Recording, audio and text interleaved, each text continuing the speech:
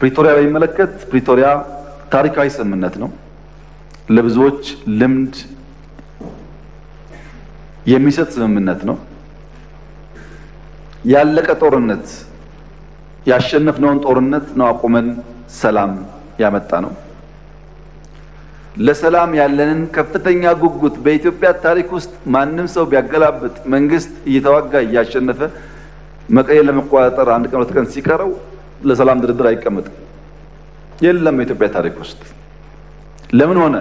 ሰላም ስለሚያስፈልግ። በዛ ሂደት ውስጥ በቀሩት ቀናት ውስጥ 5ም 10ም 20ም ሰው የሚሞት ከሆነ ወገን ነው የሚሞተውና ያ መቅረሱ ጠቃሚ ስለሆነ ነው ድርድሩ ያስፈልገው።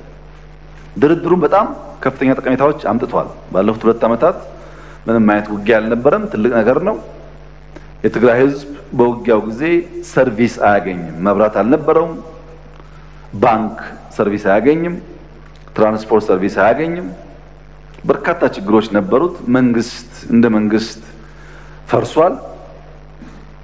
ያን መልሶ የሚያቋቁምና ቤዚክ ሰርቪሶች ፕሮቫይድ የሚያደርግ ኢንትሪም አስተዳደር መፈጠሩ በጣም ጠቃሚና ውጤታማ ተደርጎ ይወሰዳል። ያም ሆኖ በስምምነቱ መሰረት የሚጠበቁ በበቂ ያልተፈጸሙ ጉዳዮች አሉ። አንዱ ዲዲአር ነው። የተወሰኑ ሙከራዎች ቢኖሩም ዲዲአር በተሟላ መንገድ አልተፈጸመም። ዲዲአር አለመፈጸሙ ፕራይመሪሊ የሚጎዳው የትግራይ ህዝብን ነው። ማስተማር፣ መቆፈር፣ አገር ማልማት የሚችሉ ወጣቶች በወታደር ስም ተቀምጠው ለትግራይ ክልል የሚሄደውን በጀት እንዳለ ለቀለብ የሚያውሉት ከሆነ ትግራይ ውስጥ ልማት አይመጣም ማለት ነው። በቢሊዮን የሚቆጠር ገንዘብ ነው ለነዚህ ሰዎች የሚውለው በየአመቱ በየወሩ። ያ ገንዘብ ለልማት ቢውል በርካታ ጠቀሜታ ሊያመጣ ይችላልና ዲዲአሩ ለአጠቃላይ ሰላም ብቻ ሳይሆን ለትግራይ ህዝብ ተጠቃሚ ስለሚያደርግ በተሟላ መንገድ መፈጸም ይኖርበታል። የተፈናቀሉ በሚመለከት በራያ እና በጸለምት ጥሩ ስራ ተሰርቷል።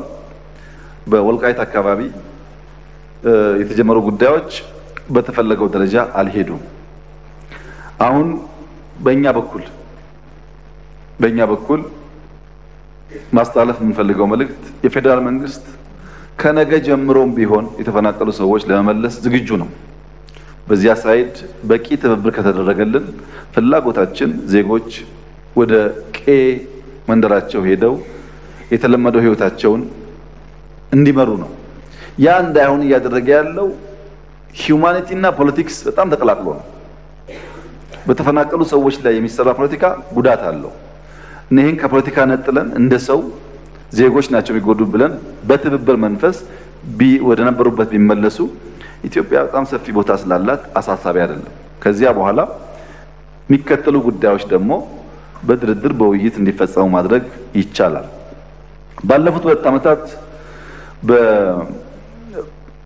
በፕሬዝዳንት ጌታቸው ረዳ በምክትል ፕሬዝዳንት ታደሰ ወረደና ጻድቃን ገብረትንሳኤ የሚመራው አድሚኒስትሬሽን 2 ዓመት ተጨማሪ ጦርነት እንዳይፈጠር 2 ዓመት ያሉ ጥያቄዎች በንግግር እንዲመለሱ ከፍተኛ ጥረት አድርገዋል። ምንም እንኳን ቀድሞ በነበረው ውጊያ ብንወቅሳቸውም ላለፉት 2 ዓመታት በሰጡት አመራር ግን ማድነቅ ማመስገን እንፈልጋለን። ተጨማሪ ውጊያ እንዳይነሳ ሙከራ አድርገዋል። ጥሩ ነገር ነው እሱ። ያ የሰጠናቸው የ2 ዓመት ጊዜ አልቋል። አሁን ስላለቀ የህግ ማሻሻያ የሚፈልግ ጉዳይ አለ። ተጨማሪ ጊዜ ስለሚጠይቅ ህግ መሻሻል አለበት። ህግ ሲሻሻል ደግሞ እስካሁን የነበረው አፈጻጸም መገምገም አለበት። ተገምግሞ መጠነኛ ለውጥ ተደርጎ የፕሪቶሪያን ስምምነት በሚያከብር መንገድ ኢንትሪም አድሚኒስትሬሽኑ እስከሚቀጥለው ምርጫ ድረስ ስራውን እየሰራ ህዝቡን ለምርጫ ማዘጋጀትና ህዝቡን የስልጣን ባለቤት የማድረጉን ፕሮሰስ ማረጋገጥ ይጠበቅበታል። ይሄን ለማድረግ ፕሬዝዳንት ጌታቸው እና ምክትል ፕሬዝዳንት ታደሰ ወረደ እንዲሁም ጻድቃን ገብረትንሳኤ ጋር ልዩ ውይይቶች ስናደርግ ቆይተን የተለያዩ ፕሮፖዛሎች ቀርበዋል። ከነሱ በተጨማሪ ከፓርቲዎች ጋር ከቲፒኤልኤፍም ከሌሎች ፓርቲዎች ጋር ንግግሮች እያደረግን ነው። በዚህ ንግግር መሰረት ህግ አሻሽለን ለሚቀጥለው 1 ዓመት መጠነኛ ማሻሻያ አድርገን ኢንትሪም አድሚኒስትሬሽን ይቀጥላል የሚል እምነት ነው በእኛ በኩል ያለው። ሲቀጥል በግለሰቦች ደረጃ ለውጥ ሊካሄድ ይችላል። ግለሰቦች ሊቀያየሩ ይችላሉ። የነበረው ስራ ተገምግሞ በጠንካራ ጎናቸው ተሞግሰው በደካማ ጎናቸው ተወቅሰው የሚቀያየሩ ግለሰቦች ሊኖሩ ይችላሉ። የትግራይ ህዝብ ጦርነት እንደማይፈልግ እኔም ሳወያያቸው በልዩ ልዩ መንገድ ገልጸዋል። ጦርነት ለትግራይ ከእንግዲህ አያስፈልግም። ማንኛውም ጉዳይ ካለ በንግግር በውይይት መፍታት ይቻላል። ትግራይ መላ ኢትዮጵያ ጦርነት አይፈልግም፣ አይፈጠርም ብዬም ተስፋ አደርጋለሁ። አልፎ አልፎ በግለሰቦች ደረጃ መከላከያ በአማራና በኦሮሚያ ተበትኗል፣ ተወጥሯል እና ጊዜው አሁን ነው ብለው የሚያስቡ ግለሰቦች እንዳሉ እንሰማለን።